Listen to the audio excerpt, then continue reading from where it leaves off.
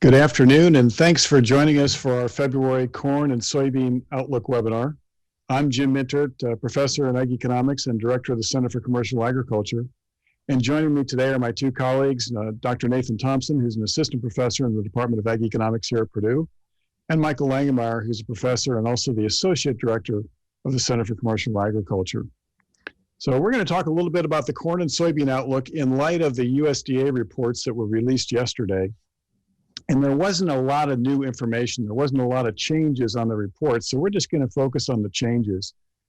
And really, on the corn side, the big change, but it was smaller change than expected, was USDA did bump up the corn export forecast a little bit. They pushed it up 50 million bushels compared to where they were in January. However, that still leaves it below where they were in December. The challenge, of course, was the industry was expecting a bigger export boost from USDA, and so was really kind of disappointed, and that was reflected in the weak futures market response yesterday, as well as another weak futures response today. As you look at the driver behind the changes in exports and look at what's going on with respect to exports to China versus all exports, Ed, you might want to move on to the next slide. Thank you. So if you look at the exports on a weekly basis and look at them for the, going back to the 2015 marketing year, 2016, 17, 18, 19, versus what's taking place this year, it's pretty interesting. Corn exports, these are the actual shipments so far this year, up 80% compared to last year. And exports to China alone account for almost 70% of the increase. So that's kind of an interesting move. And with respect to the big change there, if you look at prior years, historically, China has purchased essentially zero corn from the U.S. in prior years. So this is a big switch and really kind of makes the whole export forecast business somewhat challenging. If you think about what's taking place in China, obviously the driver here is China's attempt to rebuild their meat supplies very rapidly, especially pork. And in the process of doing that, in response to the African swine fever problem they've had in China for the last several years, they've really changed how they produce hogs. So they're really switching over to a more industrial style pork production model. And that results in a big change in the diets. So they're really switching over to a diet that's focused more heavily on corn and soybeans, soybean meal. And that's really responsible for this big shift in their import requirements. In fact, if you look at the next slide, we've got China's corn imports from all sources going back to the year 2009. And you can see that historically, even from a worldwide basis, China has not been a big corn importer. USDA's Foreign Ag Service is currently projecting that their total imports will approach 900 million bushels. The trade, however, was somewhat disappointed. I know as you look at some of the trade expectations, there are some folks in the trade that think that that number could rise closer to 1 billion bushels, maybe essentially another 100 million bushels above what USDA is projecting. And again, I think that's part of the reflection, the negativity in the futures market yesterday and today is the fact that we're not seeing that. And if that's not going to materialize, I think it has some people a little bit concerned. As you think about other changes, if you look at those weekly exports as a percent of the annual total, again, looking at the last 5 years compared to 2020, total corn export shipments as a percentage of the annual forecast are actually kind of on track. I mean, you can see that there's some variability in that from a year-to-year standpoint. But truthfully, if you average that 2015 through 2019 timeframe, it comes out pretty close to that 30% that we're at so far here in this current marketing year. So I know there's been a lot of enthusiasm about exports and an expectation to see some stronger export numbers coming from USDA. But I think what's going on here is obviously some uncertainty with respect to what China's future corn import requirements are going to be. And if you look at it so far, it's a little different situation than what we're going to show you here in a few minutes with respect to soybeans, where the things are looking significantly stronger than what USDA is currently projecting. So that kind of gives you an idea as to what's taking place with respect to exports. The second thing that driver, which was really not a change, was what's going on in the ethanol world. And so USDA did not change their forecast for ethanol usage compared to what they put out in January. But if you look at the data underneath that, you have to wonder whether or not they might change it in the future and actually maybe push back or reduce their estimate for ethanol usage. If you take a look at estimated daily ethanol plant margins, this is data published by Iowa State University, where they estimate on a stylized basis daily margins for a kind of a typical or average ethanol plant, and they try and estimate returns above variable cost. You can see that those margins, looking at the right-hand side of that slide, those margins have been not very good. They've been bouncing around, some days positive, but just barely, some days negative, just barely, down significantly from where they were in late October, early November. And so, again, if you follow up and look at the next slide, we've got weekly percent change in ethanol production compared to a year earlier. And going back to last March, we've been running below the year-ago level. And if you look at September, October timeframe, we had some weeks when ethanol production was within 4 to 5% of the year-ago level. However, if you look at the most recent data, in fact, the tail end of January, we were down about 13% compared to this time last year. So I think the question mark, and I think this is one of the question marks on a lot of people's mind, is will that ethanol forecast that USDA has maybe turn out to be a little too optimistic? So you think about the reaction of the report, I think a lot of people in the trade, a lot of people in the industry were disappointed that the export numbers weren't larger, that the import requirements for China were not increased. And secondly, there's this underlying concern about what's going on in the ethanol world in terms of whether or not we'll actually hit the targets. If you look at the ending stocks estimate, ending stocks are down a little bit compared to the January estimate. They pulled the ending stocks estimate at the end of the 2020 marketing year, which of course would be the end of August, down 50 million bushels compared to their forecast in January. However, if you compare that to the surveys of analysts around the nation prior to the report's release, that ending stocks estimate was at the very high end of analysts that were polled, and the average was actually, I think, about 100 million bushels less than what USDA was suggesting. So a disappointing ending stocks estimate coming from USDA relative to what people were thinking maybe coming into the report. And if you look at those ending stocks, I think we took a look at this last month, but those February ending stocks are down about 55% compared to where we were at last June. So we're still looking at a much, much tighter supply situation than what we were expecting early in the marketing year. But still, the challenge here, the response that we saw yesterday and today, I think is heavily keyed off the fact that the average industry estimate coming in was smaller than what USDA actually wound up releasing yesterday. If you look at ending stocks as a percentage of usage, we're still above 10%, but just barely. And I think those of you that have been on the webinars in the past know we've sort of been keying off of what took place in 2013. In 2013, ending stocks as a percentage of usage were just over 9%. So we're about 1% above that level. We haven't come back to that 9% level, but that's kind of an interesting number to think about when you look at the marketing year averages that USDA is projecting. They did raise their marketing year average by 10 cents a bushel. They pushed it up to $4.30 a bushel compared to $4.20 last month.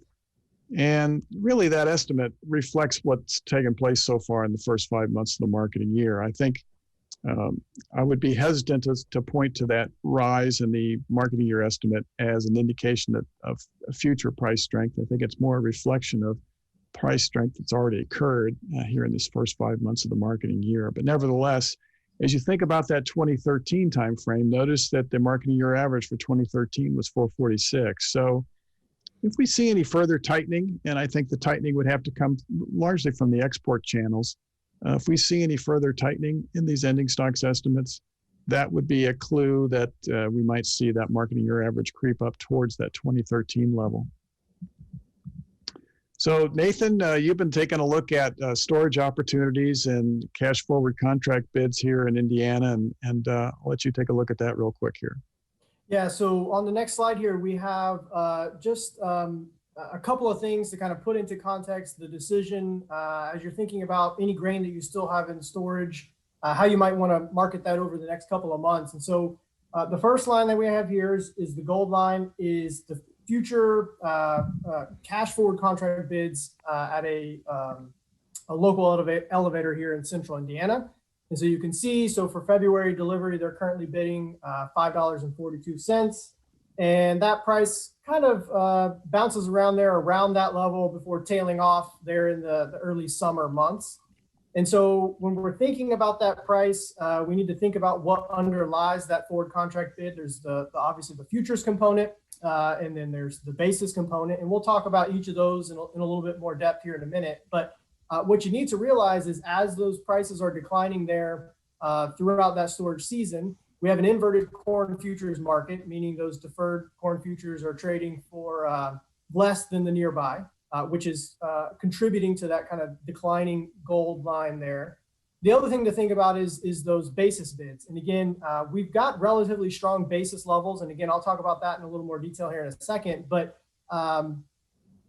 we don't have an appreciating basis pattern in those forward contract bids, meaning those basis bids kind of out through the rest of the storage season are pretty flat. And so if we don't have appreciation in basis and we don't have carry in the futures market, we wouldn't expect to see those forward contract bids increasing. Instead, we see them kind of flat to decreasing. The other two lines that you're looking at here, so the gray line and then the lighter gold line, are implied break evens on storage, meaning if you're going to forgo a cash sale today of $5.42, what would you need to sell that grain for in order to offset your storage costs? And so the two lines are two scenarios: an on-farm storage scenario where I just assume 1 cent per bushel per month of on-farm storage costs and an opportunity cost at a 6% APR. And so basically, adding those costs up over the months of the storage season, you can see that there's kind of this linearly upward sloping line. The lighter gold line, the top line there, is a commercial storage scenario. And again, these are kind of stylized. You'd want to plug in whatever specific cost structure you and your farm is facing to do this sort of analysis. But I've assumed 4 cents per bushel per month for a commercial storage scenario. And again, the same 6% APR on the opportunity cost. And so really, it's just a framework for thinking about how you plan to market old crop grain that you still have in storage here over the remainder of the marketing year. And what you can do is start to think about, okay, well, I want to hang on to some grain because I think there's some upward potential.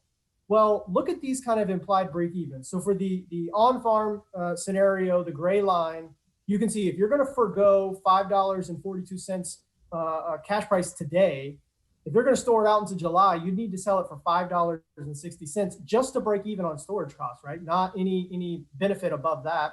In the commercial storage scenario, it's even higher, $5.75, given the higher cost structure associated with that commercial storage. And so what I would encourage people to do is they're thinking about grain that they still have to market for this marketing year is, obviously Michael's going to talk to us about break evens a little later. Cash price opportunities are well above most people's break evens. And so there are very, very profitable opportunities for people to be selling grain. If you're wanting to hang on and think about, looking for some upside here over the next couple of months, you're certainly welcome to do that. I think that you probably want to be careful as far as what portion of your crop you're going to do that with, because there are certainly risks. And something we talk about a lot, especially as it relates to the basis side of things, there's a lot of basis risk as we get out into that kind of early summer, late spring timeframe. So about May, right? You're kind of taking on probably a lot of risk to look at that strategy, but that's something to think about as you think about that decision. Working through a framework for kind of what is it that you're looking to get out of those sales. So here we have the basis chart for central Indiana. And so this is just giving us a little bit of feel about what's going on with basis and corn basis in particular. And really not a lot to report here. So throughout much of the 2020-2021 marketing year, basis has been tracking along the 3-year average, which is basically the expectation that we use. We can look at the kind of last 3 years and use that as a way to build an expectation of where we expect basis to be at certain points in the year. You can see that in January, we saw a little bit of a dip in basis. We talked about that a little bit last month on the webinar, as far as, we saw big rallies in futures there at the beginning of January. And, cash prices just didn't quite keep up, but not a major drop, just a slight dip there. And we've seen that even recover here of late, in spite of continued strong futures prices. And so in light of kind of this basis conversation, one of the things that we had been discussing and I thought would be useful to take a look at was ethanol basis in particular. And so Jim talked a little bit about the ethanol situation as it relates to the WASDE report, as well as kind of ethanol margins and production numbers. And so what I did was look at basis levels as kind of a little bit of an indication of where those ethanol plants might be in terms of kind of needing corn. And so this is the black line that you're looking at here is 2015 to 2018 average ethanol plant basis in the state of Indiana. So I took all the ethanol plants that I have access to information for, which I believe is 12 or so of the, I think 14 that are in the state, and averaged them together for that 3-year time period to give us kind of a baseline. And so you can see that number kind of bounces right there around 0, which is a little stronger than the statewide average basis, which is what we would expect given what we know about kind of the way that ethanol plants kind of have continuous demand for corn. So the next line here, if we advance, is the blue line. This is the 2018-2019 crop marketing year. And again, this is just ethanol plant basis. And so what you can see here is a relatively weak basis in the fall. And if you think back to what was going on in 2018, we had a trade war. And so we had kind of weak basis throughout the United States relative to historical. And that kind of, despite the weakness, it followed a pretty typical strengthening or appreciation pattern through most of the marketing year. Then we got into the planting season, April, May. We had a really wet spring of 2019. And those planting issues led to a lot of concerns about new crop and a really kind of big push in demand for that old crop. And we saw a real big increase in basis, especially from these ethanol plants, as they needed corn to continue production. And so a real big bump there in terms of what we saw from ethanol basis. So then if we move to 2019, 2020, again, we started out with relatively strong basis all around, ethanol plants included, with the green line being above that kind of baseline of the black 2015 to 2018 average. And then we had COVID, right? And so in the March timeframe, in particular areas with a lot of ethanol demand, saw a big drop in basis as we had less travel, less demand for gasoline. Ethanol just took a big hit. And so their demand for corn took a big hit, and their bids became a lot less competitive with much weaker basis. And that's where we see that big dip in the green line. But what's interesting is you look, that kind of dip in the green line there didn't last all that long before it recovered and really kind of tracked back on that 2015 to 2018 average. And then if you look at what's happening currently in the 2020-21 crop marketing year, the red line here, it's tracking right along that historical 2015 to 2018 average, maybe slightly below still. And again, I think that leads to some of the things that Jim already showed us as it relates to production and margins in the ethanol industry. Jim, anything you wanted to add there? So, as you think about it, and I think your next chart is looking at Illinois, one of the interesting things is the different patterns as you move around the Corn Belt. And I think in addition to Illinois and Indiana, you also looked at Ohio. And Ohio looked, as I recall, a lot like Indiana in terms of the patterns. But then when you looked at what was going on in Illinois, you really found a substantially different pattern, right? Yeah, that's exactly right. So kind of looking at Ohio, again, specifically at the ethanol plants there, pretty much the same story as what I just shared for the Indiana data. In Illinois, it was slightly different. Again, we expect basis is inherently a local concept, so we expect there to be differences. But the real difference, or the thing to maybe point out as we think about what's going on here in terms of ethanol plant basis, is that in Illinois, that red line, so that represents the current marketing year, 2020, 2021, is not tracking along that 2015, 2018 average like we saw for Indiana, but instead is really tracking along what we were seeing at the beginning of the 2019 crop marketing year, when we had really strong basis, at least around the parts of the Eastern Corn Belt that we track. And so, there's a lot of things that might underlie that as it relates to, of late, we've had really strong export demand, and we know we've had issues on the ethanol side of things. But again, ethanol has to keep up with whatever's going on in other places in terms of being competitive to bid for corn. And that may be bidding up that basis bid. I'm not 100% sure of what is going on there in Illinois relative to Indiana, but it's really interesting to kind of look at these patterns, not only of these ethanol plant basis patterns, across years, but also different places geographically.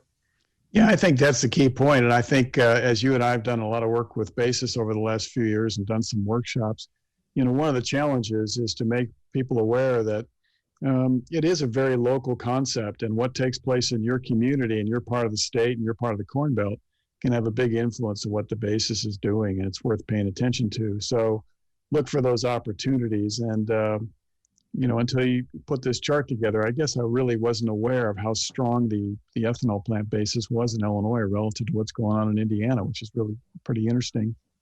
And, I think it's probably reflective of the strength in the export markets, but I'm not completely certain that's the case. Well, we're going to talk a little bit more about marketing strategy a little later. So let's turn our attention now and think about what's going on in the soybean market. So again, not a lot of new information on the reports yesterday for soybeans, but the focus coming in for soybeans was really on exports. And USDA did bump up their soybean export forecast by a small amount. They bumped it up by 20 million bushels, which pushed it up to 2.25 billion bushels. And then as you look at it and think about what was going on there, and look at total exports that we've had so far this year versus what's going on in China, looking at that next slide, it's been pretty interesting. So far, total soybean exports this year, these are shipments now, up 77% compared to last year. And the rise in exports to China really accounts for all of the increase that we've had.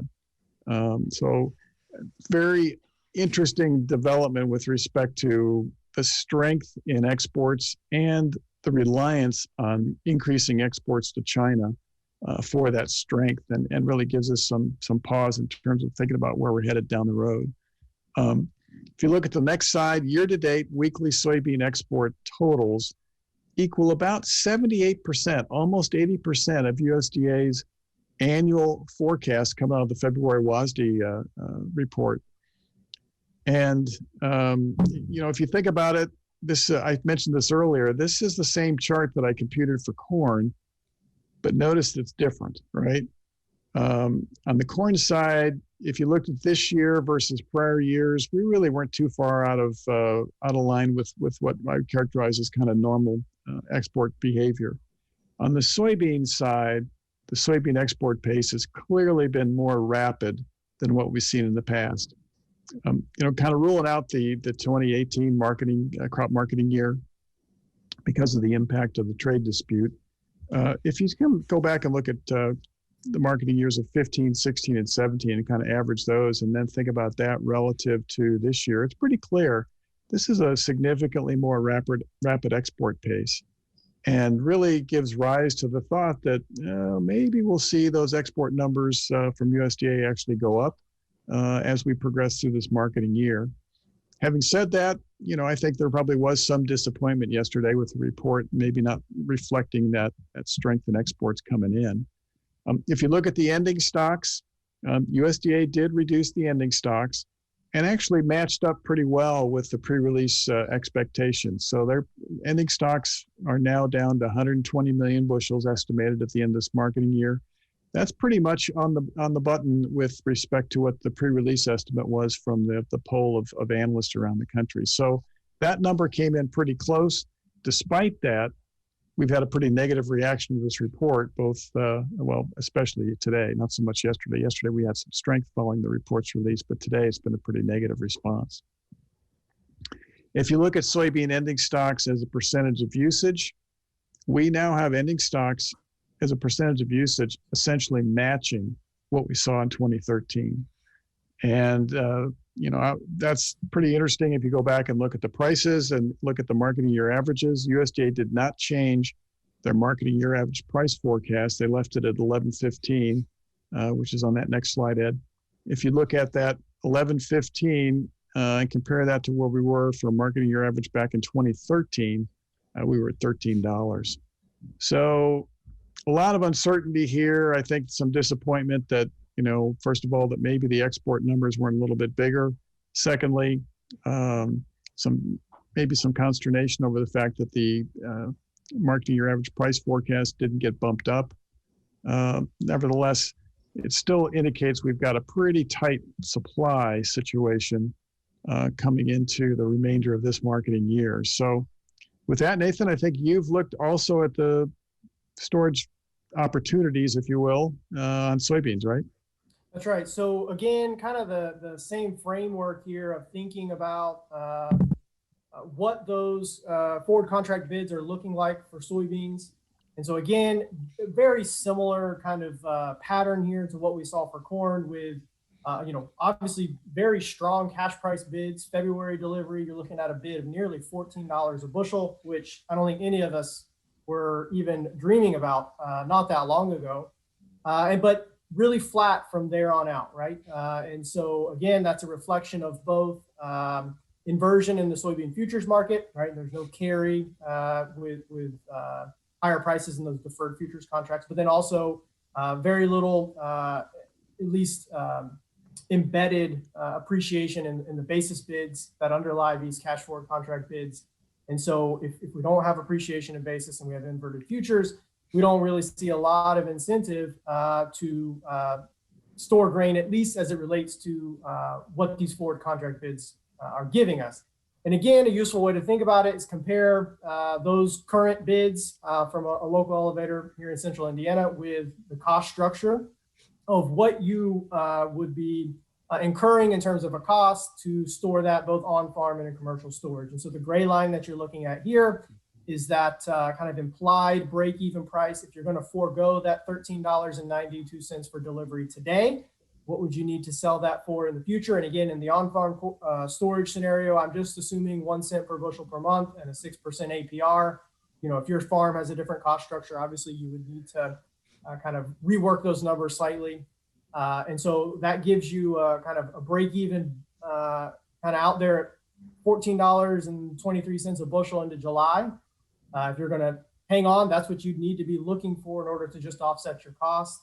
On the commercial storage side of things, again, that 4 cent per bushel per month, a little bit higher, which results in that kind of break even or that implied break even line kind of running above the gray line there. And so you're looking at needing a sale of somewhere around $14.35 a bushel to offset those storage costs and be kind of equivalent to a $13.92 sale today, right? So if you're going to forego that today, you need to be looking at a sale of $14.35 to just be just as well off, given the storage costs that you're going to incur. So as you're thinking about soybeans that you still have in storage, how you want to look at that, again, it's the same advice that I gave for corn and the same kind of story that we gave last month. It hasn't really changed that much, and that is, if you're going to forego and you want to hang on, that's fine. I certainly wouldn't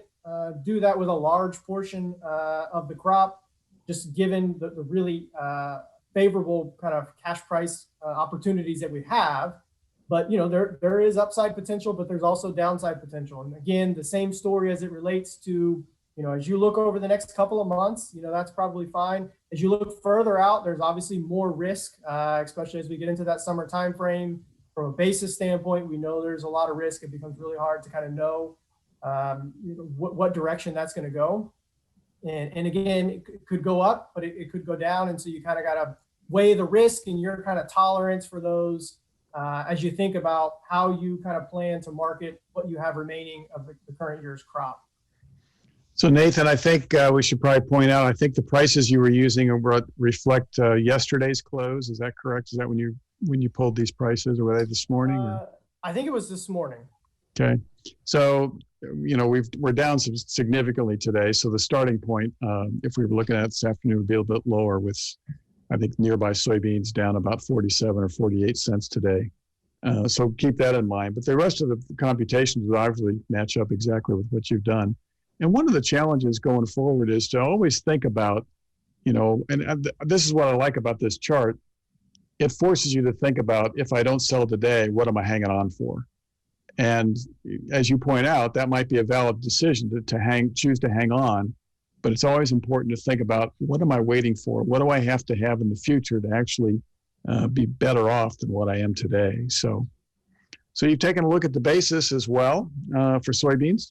Yeah, so again, just digging a little bit into the basis side of things, we have kind of strong futures, and again, we know we've seen those drop off a little bit here today, and we'll talk about that more a little bit later. But on the basis side, we've had strong basis throughout this marketing year, and so again, this is just looking at Central Indiana, and so the black line here is that current year's basis level, so 2020, 2021 marketing year, where the blue line is the 2-year average for the previous 2 years. And the blue line is kind of what we would use as our kind of expectation if we were wanting to build a forecast of what we thought basis would be. But we've kind of consistently ran probably 20 to 30 cents above that. So right now, I think that we're looking at a current nearby basis in Central Indiana of somewhere around 5 under, whereas typically we would see that as kind of minus 25 this time of year. And so that 20-cent premium above that, based on our research, likely you could expect that to be around in the short term. But again, based on our research, if you're looking at holding on to grain and wanting to know what basis is going to be into the summer, there's a lot more risk in terms of forecasting that kind of premium. Will it remain or not? It's hard to say. The research says that, we typically would revert back towards the blue line as we think further out into the future. But again, it's much more noisy as we think about that kind of May, June timeframe with kind of the shift from new crop and old crop, and that basis can really get volatile that time of year in one direction or the other. Yeah, I think Nathan, maybe stated another way, you might say, don't count on that strength and basis remaining there forever. That's right. And as you point out, the volatility in basis in the summer is so heavily tied to growing conditions. And what's taking place with respect to supply expectations. So it's possible in a tight environment, a tight supply situation, tight carryover situation, we could see a very positive basis this summer. However, the flip side of that is, if we see a really good growing condition, we could see that basis collapse back towards that blue line. So based on history, very, very difficult to forecast what the basis is going to do this summer.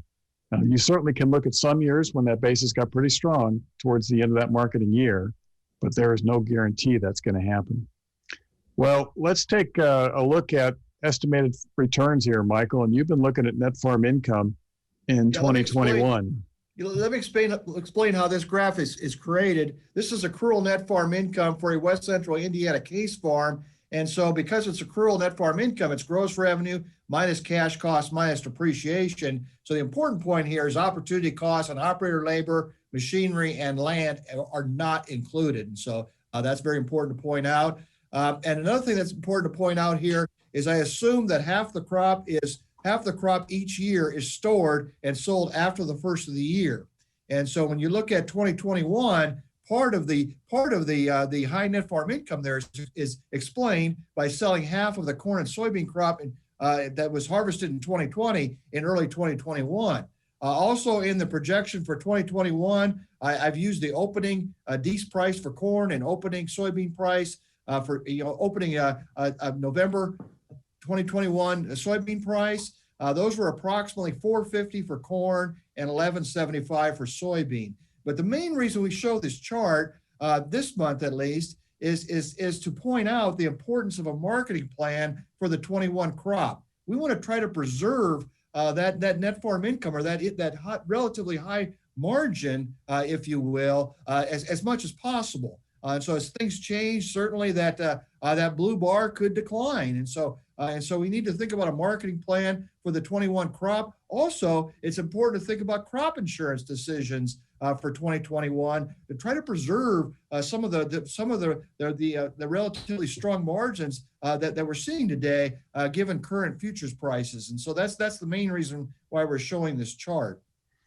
Yeah, so as you look at the chart, Michael, I mean, it's pretty astounding, particularly if you think about where we thought we were going to be, let's say last summer, and to have a return that's approaching, not quite as positive, but almost as good as what we saw in 2012. So the best returns we've seen in almost a decade. That's pretty interesting. Yeah, we were talking about 15, 17 levels for the crop net returns last summer, and now we're seeing very strong net returns. The strongest we've seen since 2012. Yeah. So let's take a look at the futures prices. These are updated charts just a few minutes before we went on the air. So it reflects today's market activity. And of course, as I indicated earlier, the market was pretty negative today. I think nearby corn was down about 21 or 22 cents. Dees corn was down not quite as much. I think Dees corn was down about 7 or 8 cents. But as you look at the chart, even with that weakness, notice, as you look at that chart, we're still looking very close to historic highs on these contracts, right? You see the same story here. This is the December chart. And as you look at it, it's been bouncing around at that, 450 to 460 level here. And as Michael pointed out, there's really an opportunity there to think about doing some pricing. In fact, kind of as Nathan was pointing out with his charts earlier, if you choose not to sell today, then you have to ask yourself, what is it that I'm waiting for? What price target do I have in mind? Because these are very positive returns from a management standpoint.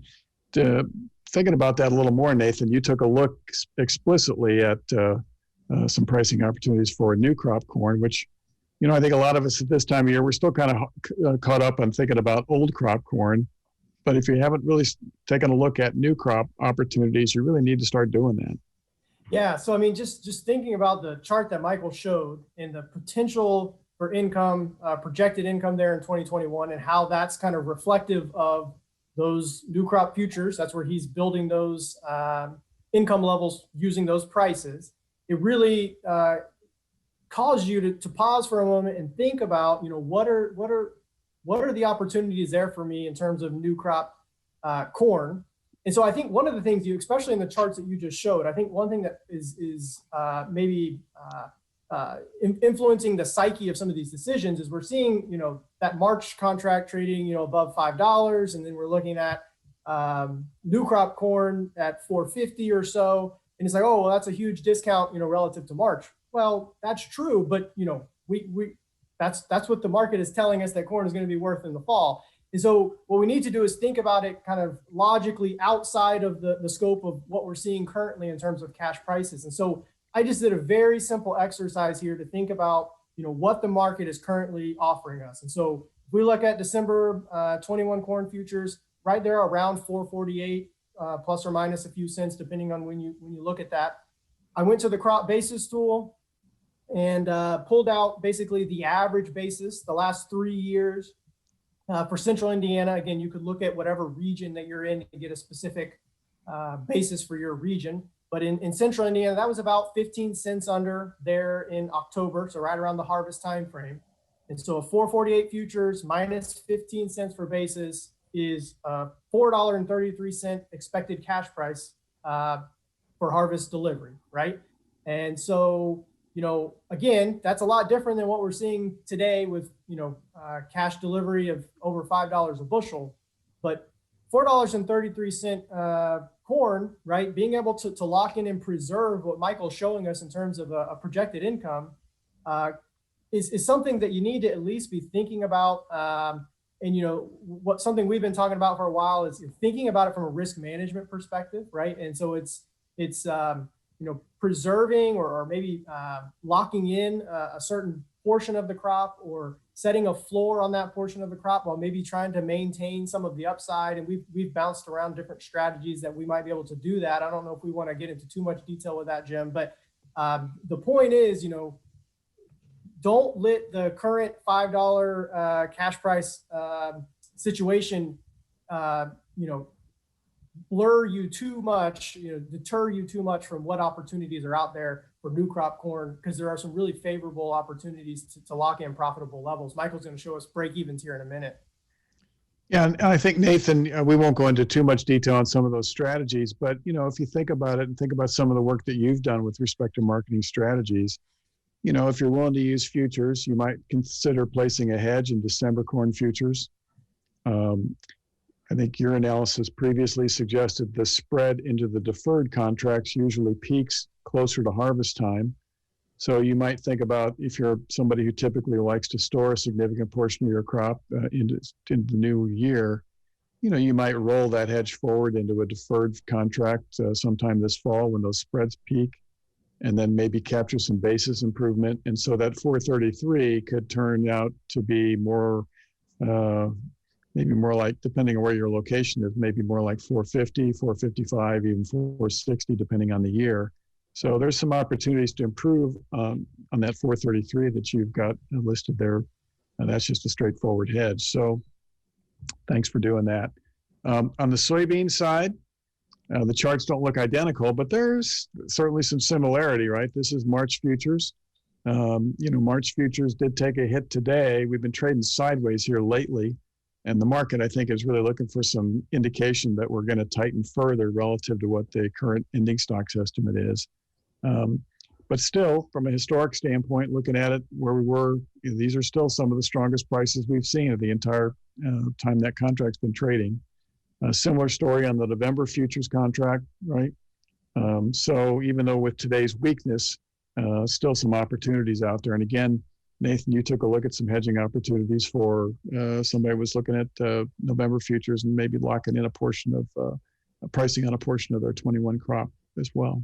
Yeah, so same kind of framework here. Just took November 21 soybean futures, in that $11.60 range. Here I have $11.67. Went to the crop basis tool. Again, I just went to central Indiana, but again, you'd want to go to kind of your specific region of the state or the Eastern Corn Belt that we have in there. And so looking at kind of fall basis for the last 2 years to get kind of an average is about 30 cents under. And so again, when you look at that 11.67 futures and a negative 30 cent basis, you're looking at cash price in the fall of around $11.30, $11.40. And again, that looks quite a bit less than maybe what we're seeing currently in terms of cash prices. But those are very favorable price levels. Again, these are what underlie the bar on Michael's chart there that showed us that we could have income levels as high as, not as high as, but as high as what we've seen since 2012, right? And so again, really, really favorable kind of levels of prices that we have an opportunity to lock in. I don't think any of us would say that you should lock in everything today, right? However, thinking about how you can take some positions and protect or preserve some of that is certainly something that I think I'd encourage folks to be thinking about. Yeah, and you kind of pose a question, Nathan, on your slide. Says how can you protect favorable pricing opportunities while leaving open upside potential? And there are some opportunities here to think about some strategies that aren't real complicated, but do really create some opportunities. So one would be to sell futures. And, usually what holds us back in terms of making a sale, whether it's on the future side or a cash delivery, is a forward contract delivery, is the idea that prices could go up, right? And so one opportunity there would be to say, well, maybe I want to combine this with an option strategy. So I could sell futures or forward contract and simultaneously think about purchasing a call option, which would effectively create kind of a synthetic put. And the reason you might do that is you've got some flexibility with respect to picking that strike price on that call. And you could decide, well, how much of the upside am I really worried about potentially giving up? And you might purchase what's known as an out of the money call, so a strike price that's above current price levels to reduce the cost of that. So there's some strategies you can use that maybe would give you some confidence, because I think one of the big concerns people have about selling very much here in advance of planting season and even in advance of harvest is the idea that they'd miss out on a big rally.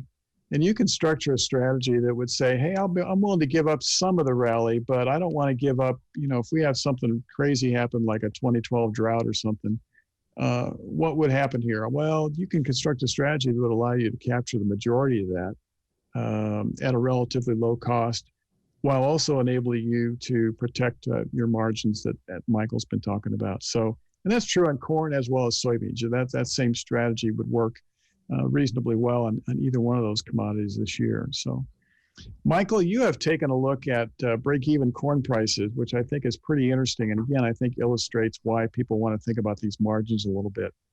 What I'm illustrating here is some break-even corn prices for the West Central Indiana case farm that we typically talk about in this webinar. And I'm using 5-year averages for the bars and 10-year averages for the line. Let's focus on the 5-year averages. The reason I'm using 5-year averages is to take out some of the variability in yield and the impact of variability in yield on break-even price. But for this farm, as with a lot of farms across the Corn Belt, when you look at cash cost appreciation plus opportunity costs on operator labor, machinery, and land, we're looking at a break-even around 4. And my open question here is, how many times can you look at cash prices, as was illustrated by Nathan and discussed by Jim and Nathan, how many times can you look at cash prices for the upcoming fall that are above your break even? That's why we're really encouraging you to think about it.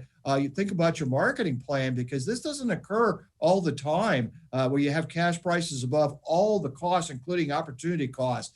Looking at high productivity soil, the break-even price would even be better than what I'm illustrating here on 2021. If you look at our Purdue crop cost and return guide, we're looking at a break-even price right around $3.90 on high productivity soil for Indiana.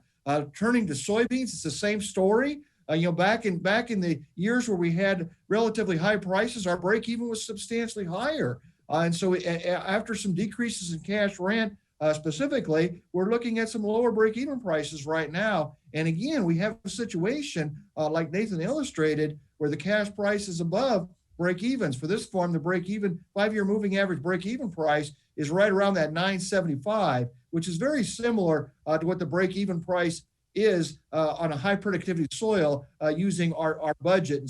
And so your take-home assignment here is to calculate break-even prices for corn and soybeans and see how they compare to these two charts.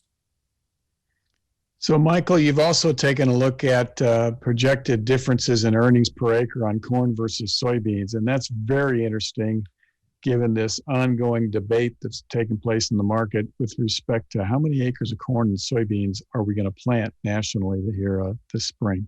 We've been showing this for the last several months, and I have to admit, corn is a little more competitive now, but the fact that red checkered bar in 2021 is red and it's below 0 means that there's still a slight advantage towards soybeans, at least for the Eastern Corn Belt. So when I see numbers thrown out like 95 million acres of corn, that's not going to come from the Eastern Corn Belt, those higher corn acres. That's going to have to come from the Western Corn Belt, the Great Plains. And I have to admit, if you looked at this chart for the Western Corn Belt, corn would be a little more competitive, but I just don't see that much continuous corn specifically in this part of the world. Yeah, so that's going to be interesting, and we're going to have to kind of debate that probably over the next couple of months. I think that's going to be the market's kind of incentivized opportunity to incentivize people to plant corn versus soybeans or soybeans versus corn. That's going to continue to be a debate that takes place the rest of the winter in terms of getting those acreages to come out. We'll talk more about that in just a second. So you've taken a look at fall price projections and maybe looked at those numbers a little more comprehensively. So let's walk through the table you've got there. Yeah, what I'm trying to do here is compare continuous corn to rotation soybeans. And so for ground coming off of corn in 2020, how does continuous corn compete? So I've got cost built in. I've got relative costs built in here. I've got the relative yields. They're illustrated at the top of the chart. So please take a look at those. And so using that price that Nathan was illustrating, and that this is approximately the price I used to calculate the net farm income in 2021, 1150 soybeans. What this chart is telling us is even on high productivity soil, we'd have to have corn prices in excess of $4.78 in the fall in order to grow continuous corn over rotation soybeans. I just don't think that has a very high probability. And so that's why I say, at least of the Eastern Corn Belt, Indiana and Ohio specifically, I think rotation soybeans are very competitive compared to continuous corn. Yeah, and so that would be maybe negate some of that idea that we would flip acres away from corn into soybeans, right? That actually suggests soybeans are more competitive than some of the information that's out there. I think in Indiana, you're certainly looking at a 50-50 with maybe perhaps more soybeans than corn like we've seen the last several years. What about looking at second-year soybeans versus rotation corn? You took a look at that as well. Now this is a little different. This has changed a little bit since we showed this the last time we showed this. And so looking at second-year soybeans versus rotation corn, different story. If you're looking at 1150 soybeans, you're still looking at corn prices of 441 or above. That's pretty close to the numbers that we were talking about earlier, 430, 435 right now. That's too close, I think, for someone to think about growing second-year soybeans. And so when it gets that close, I always say favor the rotation. There's the real advantages of using rotations long term, and so in this case, I think rotation corn is very competitive to second-year soybeans. Yeah, I think before the webinar, you and I were talking a little bit about this with respect to if you have any kind of adverse weather patterns, that's when the stress kind of shows up, or maybe a little more likely to show up with respect to second-year soybeans, continuous corn, right? You have perfect weather conditions; those are maybe more favorable. But if you have any kind of a challenging growing season, that's when the risk really starts to show up in those continuous either soybeans or corn planting patterns. And we also have to remember, Jim and Nathan, that from a risk management standpoint, even though soybean net returns and corn net returns are highly correlated, they're not perfectly correlated. And so some summers it favors soybeans because we had the weather in early August while the soybeans were potting was very conducive to high soybean yields. Other years it favors corn. And so growing that 50-50 mix is also a good risk management strategy. Yeah, good point. Well, let's take a look real quick at the acreage numbers a little bit. And I don't know that we're really ready to project an acreage number, but I've got corn planted acreage on the screen there. In 2020, we planted 91 million acres. You take a look at soybeans in 2020, we planted 83 million acres. And the question mark is going to be, what are we going to see with respect to these acreage numbers? And you kind of alluded to this, Michael. There's been some reports floating around lately suggesting we could see a significant bump in corn acreage. And I think the number that you tossed out, which I think we both have seen in the press, was about 95 million acres, with soybean acres maybe not bouncing back too much. And, based on your budgets, at least looking at the Eastern Corn Belt side, I suggest that we might see larger soybean acreage than that and maybe smaller corn acreage than that. Is that kind of where you come out? To see soybean acreage similar to what it was last year when we have a 2.6% carryover, it just doesn't make any sense to me. That's such a low carryover, and given the fact that we have fairly strong export demand for soybeans, I know that's occurring for corn too. It just seems to me that we're gonna have quite a few more acres than 83 million acres of soybeans. What's your thoughts on that?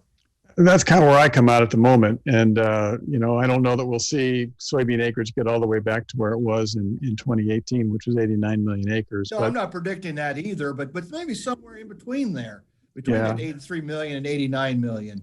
I would be surprised if we see corn up at that 94, 95 million acre range as well. So that's going to play out a little bit here. And I know most of the folks watching this webinar have probably decided pretty much what they're going to do with respect to corn and soybean acreage, but there's always an opportunity to do some shifting as we get in closer to planting season. But it's going to be an interesting spring. So I think it goes back to something that Nathan talked about earlier. I mean, all the excitement related to 550 corn, thinking about that and not looking as closely as perhaps we should be looking at the price relationship in the fall. It's not the same as what it is today. We're not looking at $5 plus corn. There's a probability that can occur, but it's certainly not that likely. So I think that's part of what's going on here. That's a good point. I think, our best forecast of what you could get for corn and soybeans this fall is what those deferred futures contracts are trading for. So when you look at it that way, which is kind of how your budgets were built, the soybean decision looks a little more favorable than perhaps some people in the trade have been suggesting here lately. Well, that kind of wraps up today's webinar. We've got another webinar coming up on March 1. Each year, we always do a webinar that focuses on crop insurance.